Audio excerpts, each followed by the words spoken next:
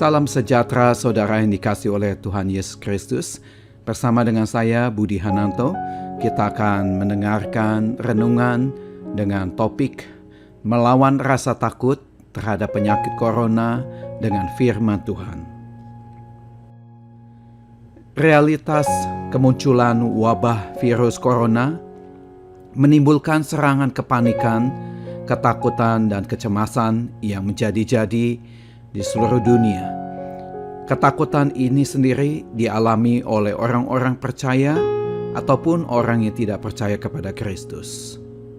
Sekalipun kita tahu bahwa kebenaran bahwa Tuhan adalah perlindungan dan gunung keselamatan buat kita semua, tapi kita sering lupa memperkatakan firman kebenarannya atas kehidupan kita. Karena itulah, di tengah serangan ketakutan akan virus corona,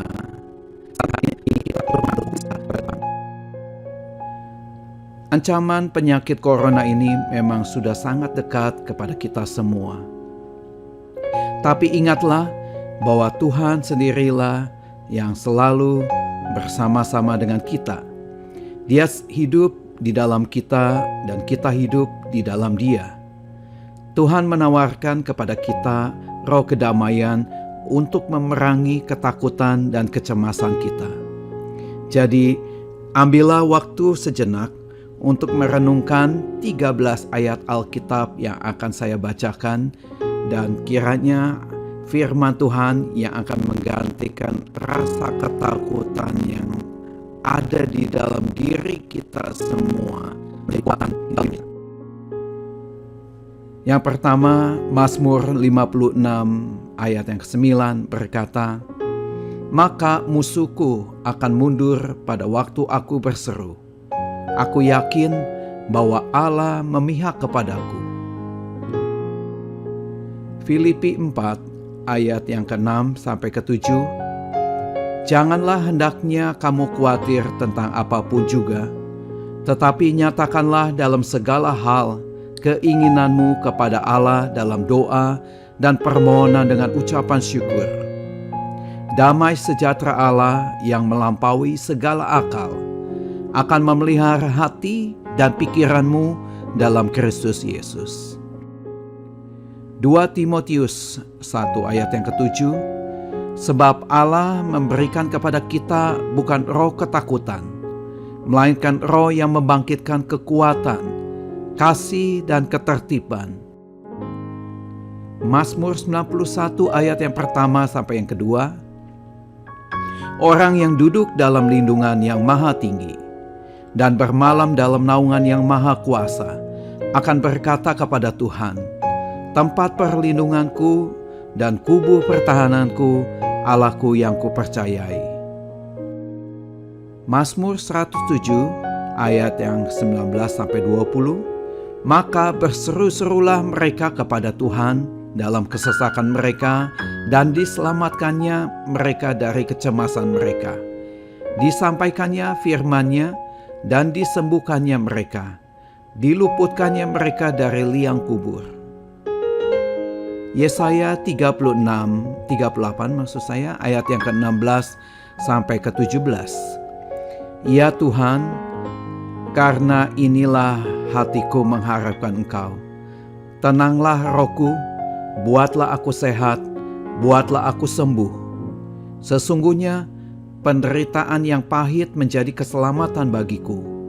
Engkaulah yang mencegah jiwaku dari lubang kebinasaan, sebab Engkau telah melemparkan segala dosaku jauh dari hadapan-Mu."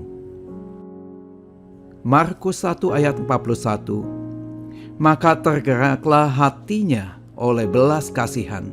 Lalu ia mengulurkan tangannya, menjamah orang itu dan berkata kepadanya, 'Aku mau, jadilah engkau tahir.'" Yohanes 16 ayat ke-33, "Semuanya itu kukatakan kepadamu, supaya kamu beroleh damai sejahtera dalam aku. Dalam dunia kamu menderita penganiayaan, tetapi kuatkanlah hatimu, aku telah mengalahkan dunia." Matius 8 ayat 17. Dialah yang memikul kelemahan kita dan menanggung penyakit kita. Yeremia 30 ayat yang ke-17. Sebab aku akan mendatangkan kesembuhan bagimu. Aku akan mengobati luka-lukamu. Demikian firman Tuhan, sebab mereka telah menyebut engkau orang buangan, yakni sisa yang tiada seorang pun menanyakannya. Roma 8 ayat 28. Kita tahu sekarang bahwa Allah turut bekerja dalam segala sesuatu untuk mendatangkan kebaikan bagi mereka yang mengasihi Dia, yaitu bagi mereka yang terpanggil sesuai dengan rencana Allah. Mazmur 103 ayat ketiga. Dia yang mengampuni segala kesalahanmu, yang menyembuhkan segala penyakitmu. Ayat yang terakhir, ke-13, Yohanes 14. Ayat yang ke-27, damai sejahtera kutinggalkan bagimu, damai sejahteraku kuberikan kepadamu, dan apa yang kuberikan tidak seperti yang diberikan oleh dunia kepadamu. Janganlah gelisah dan gentar hatimu.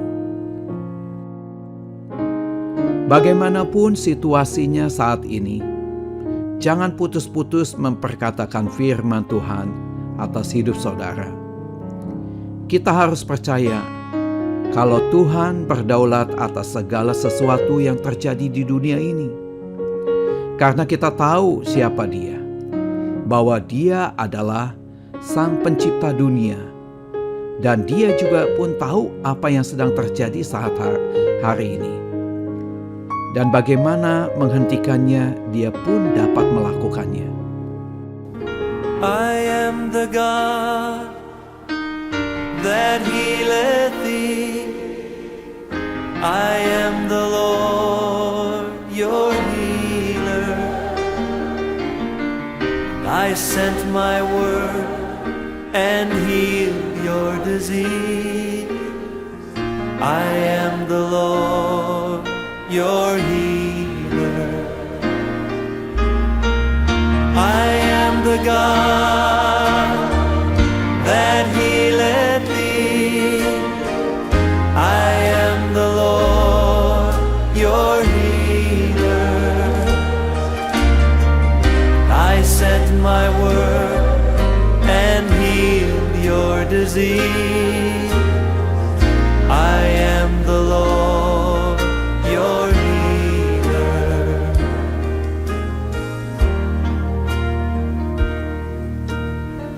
God's name is more powerful than any disease you can name tonight. You might have received a horrible report from the doctors and told you your disease is incurable. But you know what? There's hope tonight. There is hope because God's promised that He would heal us. I want you to put His word on your lips tonight. Sing His word back to Him. And see if His name isn't more powerful than cancer, than heart disease, or any disease that you can name tonight. Oh yes, He's your healer. Let's sing it to Him. You are the God that healeth me. You are the God that healeth me. You are the Lord, my healer. You sent your word and you healed my disease. You are the Lord, my healer. You are the God. You are the God that healeth me. Oh, you are the Lord. You are the Lord, my healer. You sent your word and you healed my disease. You are the Lord, my healer.